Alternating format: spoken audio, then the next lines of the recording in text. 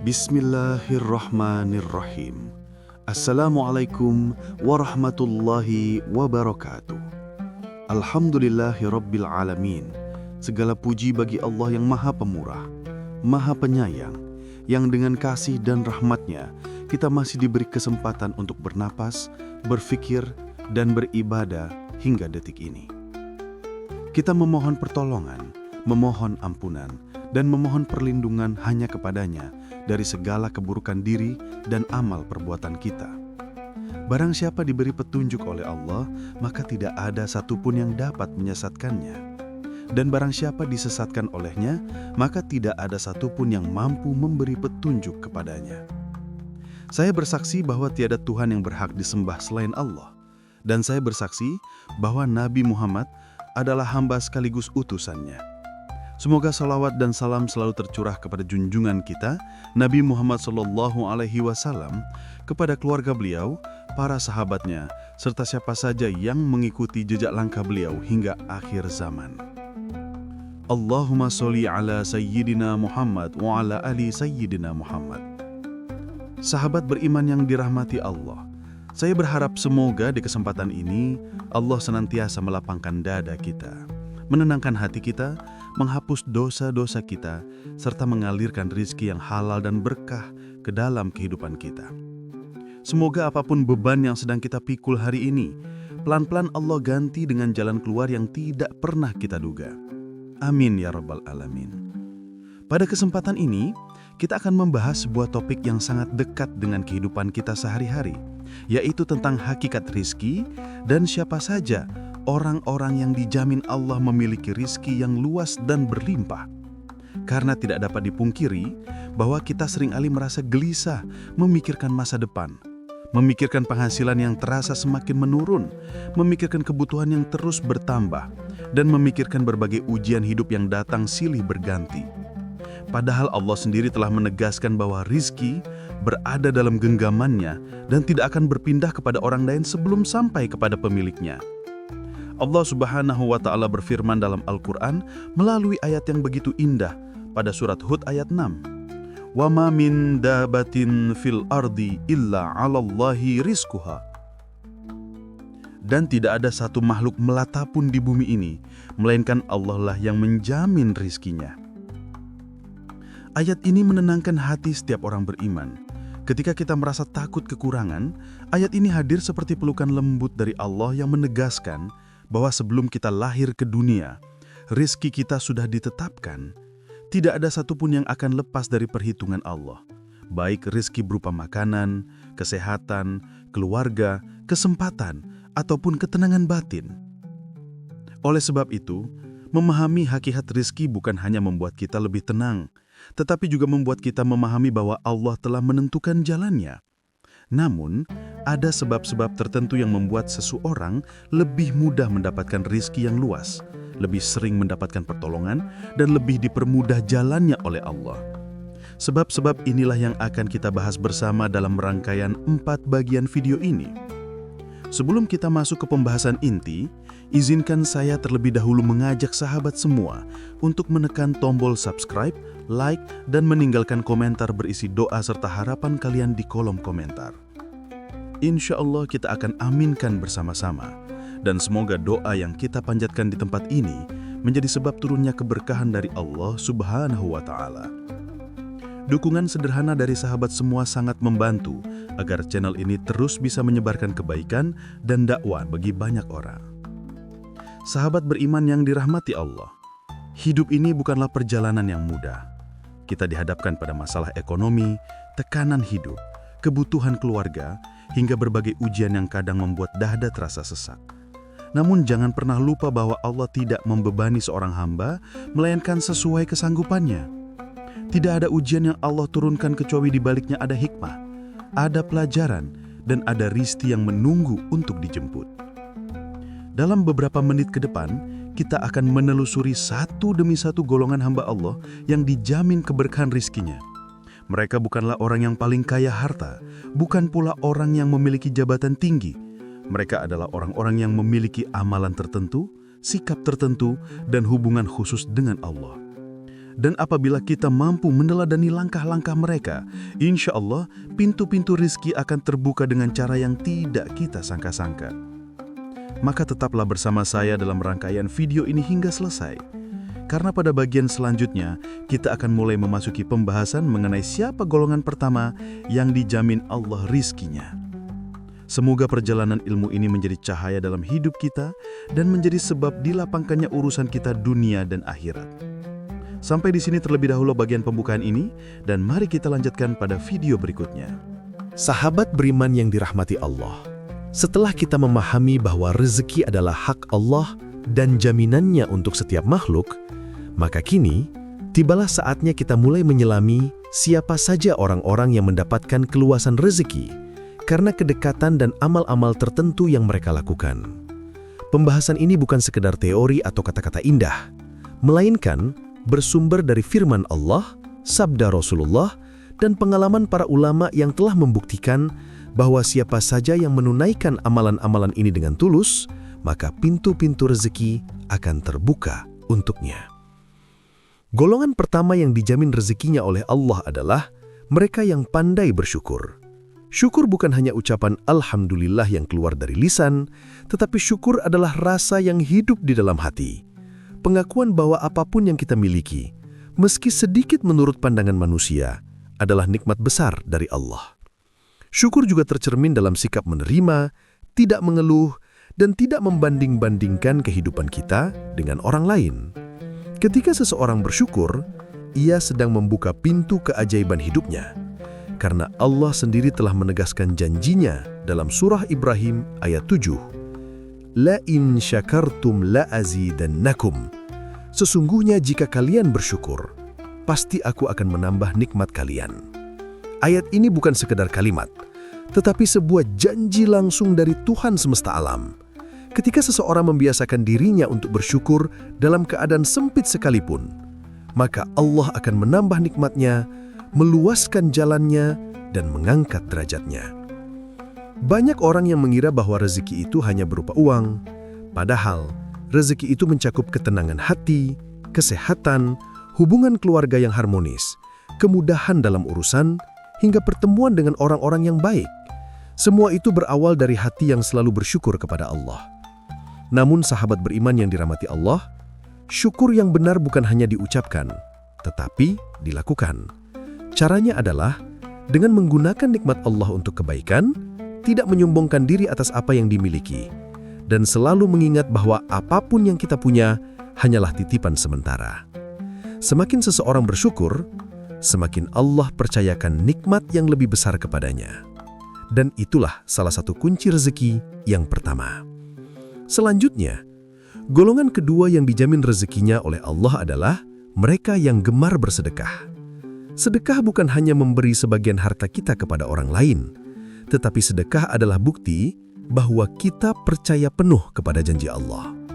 Ketika kita mengeluarkan harta, kita sebenarnya sedang menanam benih yang suatu saat pasti tumbuh menjadi keberkahan. Allah menyampaikan dalam surah Al-Hadid ayat 18, Innal musaddiqina wal musaddiqati wa aqradullaha qardan hasanay yudha'af lahum, walahum ajrun karim. Sesungguhnya, orang-orang yang bersedekah, baik laki-laki maupun perempuan, dan meminjamkan kepada Allah dengan pinjaman yang baik, niscaya akan dilipat gandakan balasannya bagi mereka. Dan bagi mereka, pahala yang mulia. Bayangkan, Allah menyebut sedekah sebagai pinjaman yang baik. Bukan karena Allah membutuhkan harta kita, tetapi karena Allah ingin mengajarkan bahwa barang siapa memberi, maka ia akan menerima balasan yang berkali-kali lipat. Sedekah adalah magnet rezeki yang luar biasa kuat. Ada begitu banyak kisah orang-orang yang hidupnya berubah hanya karena satu sedekah kecil yang mereka lakukan dengan ikhlas. Bahkan, sedekah yang paling besar bukan hanya sedekah harta, tetapi sedekah tenaga, senyuman, perhatian, dan kebaikan kecil yang kita lakukan setiap hari. Sahabat beriman yang dirahmati Allah, golongan ketiga yang dijamin rezekinya adalah mereka yang memperbanyak sholawat kepada Nabi Muhammad SAW.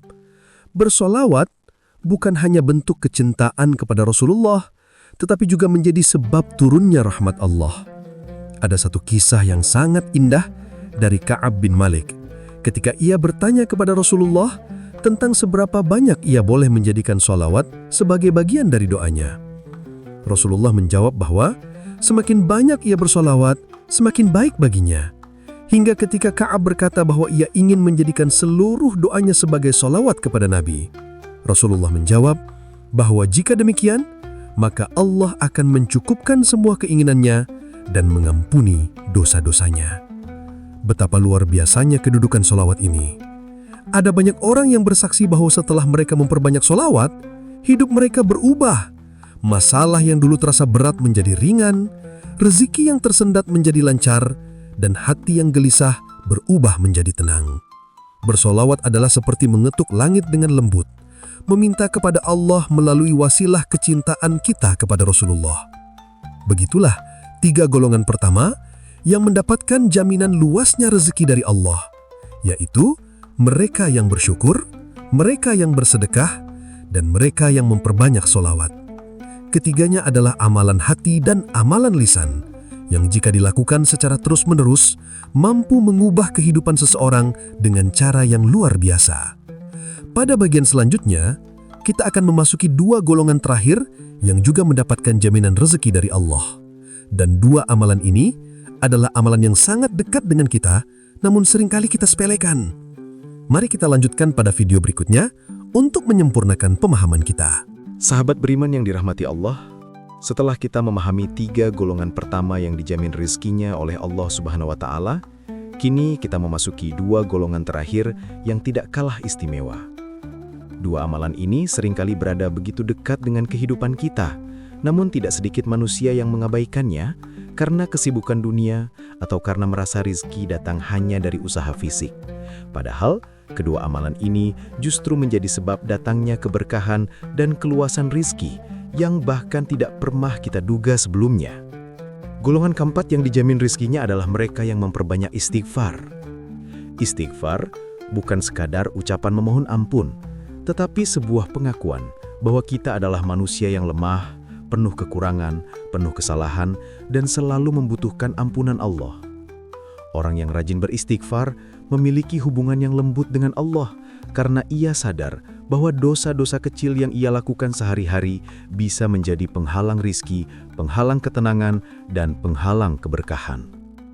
Ali bin Abi Thalib pernah memberikan pesan yang sangat indah. Beliau berkata bahwa jika engkau merasa rizkimu tertahan, jika engkau merasa hidupmu sulit, maka perbanyaklah istighfar. Sebab istighfar membuka jalan yang sebelumnya tertutup. Istighfar membersihkan hati, memperbaiki niat, dan menjadi sebab datangnya pertolongan Allah. Rasulullah SAW bersabda, "Man lazimal istighfar, ja'alallahu lahu min kulli dhiqin makhrajan, wa min kulli hammin farajan, wa razaqahu min haitsu la yahtasib." Barang siapa memperbanyak istighfar, niscaya Allah menjadikan dalam setiap kesempitannya jalan keluar, dari setiap kesedihannya kegembiraan, dan Allah akan memberinya rizki dari arah yang tidak disangka-sangka. Hadis ini bukan hanya janji, tetapi juga bukti. Banyak ulama menceritakan kisah bagaimana orang yang dulunya hidup sangat sulit, namun setelah membiasakan diri membaca istighfar setiap hari, hidup mereka berubah total. Ada yang dipertemukan dengan peluang usaha, ada yang mendapat pertolongan di saat paling genting, dan ada pula yang tiba-tiba dilunasi utangnya tanpa pernah ia minta. Semua itu terjadi bukan karena kekuatan manusia, tetapi karena Allah menggerakkan takdir bagi hamba-hambanya yang memohon ampun kepadanya dengan tulus. Istighfar membuat hati bersih, dan hati yang bersih adalah wadah yang layak untuk menampung rizki. Sebab rizki tidak hanya datang kepada mereka yang bekerja keras, tetapi datang kepada mereka yang hatinya dekat dengan Allah. Sahabat beriman yang dirahmati Allah, golongan kelima yang dijamin rizkinya adalah mereka yang menegakkan sholat malam dan menjaga sholat duha. 2 sholat ini memiliki kedudukan yang sangat agung dalam mendatangkan rizki. Sholat tahajud adalah waktu ketika dunia terdiam, ketika manusia tertidur, ketika pintu langit terbuka, dan ketika Allah mendekatkan diri kepada hambanya. Orang yang menjaga tahajud akan mendapatkan kemuliaan yang tidak diberikan kepada sembarangan hamba. Allah berfirman dalam surah Al-Isra ayat 79, wa minal laili fatahajjad bihi nafilatan laka asa ayyab'atsaka rabbuka maqaman mahmuda.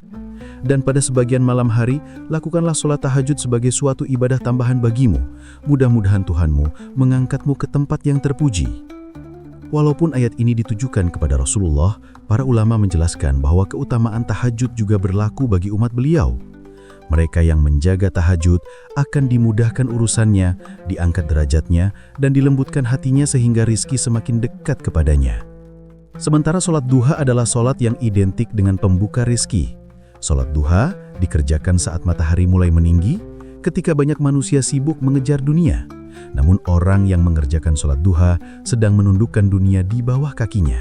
Ia sedang meminta kepada Allah pemilik rizki agar dipermudah jalan hidupnya. Rasulullah SAW bersabda bahwa siapa saja yang menjaga sholat duha 2 rakaat, maka itu sebagai bentuk syukur untuk seluruh persendian tubuhnya. Dan siapa yang meluangkan waktu untuk sholat duha, maka Allah akan memberikan kecukupan baginya hingga sore hari. Betapa besar keutamaannya, namun betapa sering kita lalai dari amalan yang ringan ini. Sahabat beriman yang dirahmati Allah, 2 amalan terakhir yakni istighfar, tahajud, dan duha adalah amalan yang mampu mengubah hidup seseorang secara drastis. Jika seseorang menggabungkan ketiga amalan ini dengan syukur, sedekah, dan sholawat, maka ia telah menapaki jalan rizki yang tidak hanya luas, tetapi juga berkah dan menenteramkan. Hidup kita mungkin penuh tantangan hari ini, namun pintu-pintu langit selalu terbuka bagi siapa saja yang mau mendekat kepada Allah. Rizki itu bukan sekadar angka, tetapi kehadiran Allah dalam setiap langkah kita. Pada bagian selanjutnya, kita akan menutup pembahasan ini dengan kesimpulan yang menguatkan hati dan ajakan agar kita tetap berada di jalan Allah. Mari lanjut ke video berikutnya untuk menyempurnakan perjalanan ilmu ini. Alhamdulillah, kita telah sampai pada penghujung pembahasan yang insya Allah penuh manfaat dan membawa kita semakin dekat kepada Allah. Semoga apa yang telah kita renungkan bersama hari ini menjadi pengingat yang terus hidup dalam hati, menguatkan langkah kita, dan menjadi penerang setiap keputusan yang kita ambil. Karena pada akhirnya, perjalanan hidup ini hanyalah sebuah persinggahan sementara. Dan pada persinggahan inilah, kita dituntut untuk memilih apakah kita ingin keluar dari dunia ini dengan membawa cahaya amal, atau justru memikul beban dosa. Saudaraku yang dirahmati Allah, kita telah membahas betapa pentingnya menjaga hati, memperbaiki hubungan dengan Allah, dan menata kembali niat serta tujuan hidup. Kita telah memahami bahwa setiap manusia tentu pernah salah, pernah jatuh, dan pernah tersandung dalam berbagai bentuk kelalaian. Tetapi, bukan itu ukuran keberhargaan kita di mata Allah. Yang menjadi ukuran adalah bagaimana kita bangkit, bagaimana kita memperbaiki, dan bagaimana kita kembali kepadanya. Allah tidak meminta kita menjadi sempurna, mutakin, atau suci tanpa celah.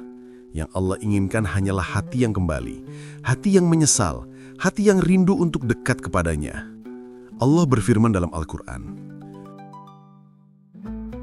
Qul ya ibadiyalladzina asrafu ala anfusihim, la taqnatu min rahmatillah, innallaha yaghfirudz dzunuba jami'a, innahu huwal ghafurur rahim.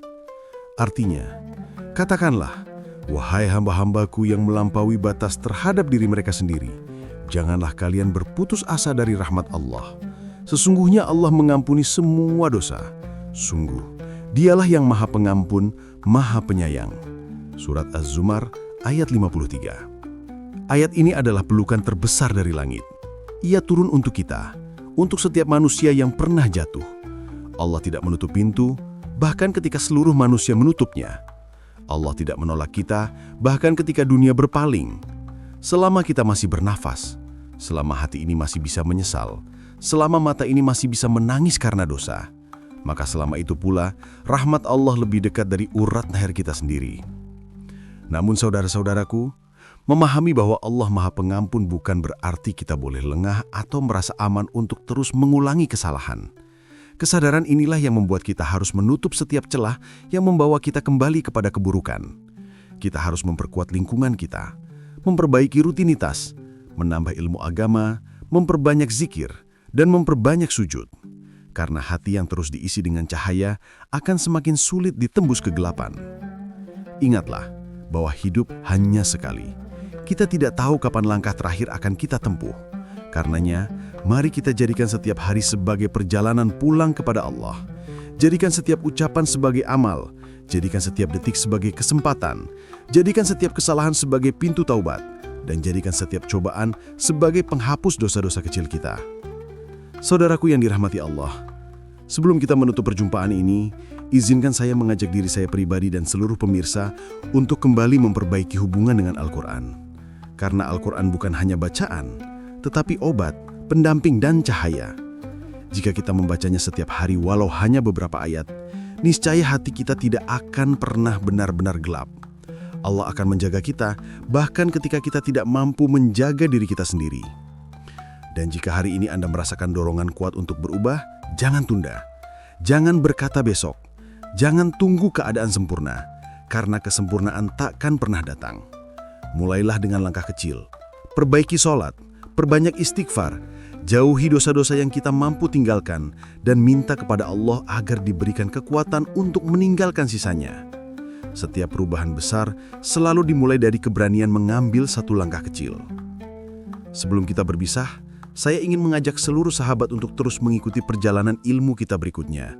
Insya Allah, di video selanjutnya kita akan membahas tema yang tidak kalah penting dan sangat relevan untuk kehidupan kita sehari-hari. Jadi, pastikan Anda menonton video-video berikutnya agar semakin banyak ilmu yang bisa kita ambil dan amalkan bersama. Terima kasih sudah mengikuti pembahasan ini sampai akhir. Semoga Allah merahmati setiap langkah Anda, melindungi keluarga Anda, dan memudahkan seluruh urusan Anda. Sampai jumpa di video berikutnya, insya Allah.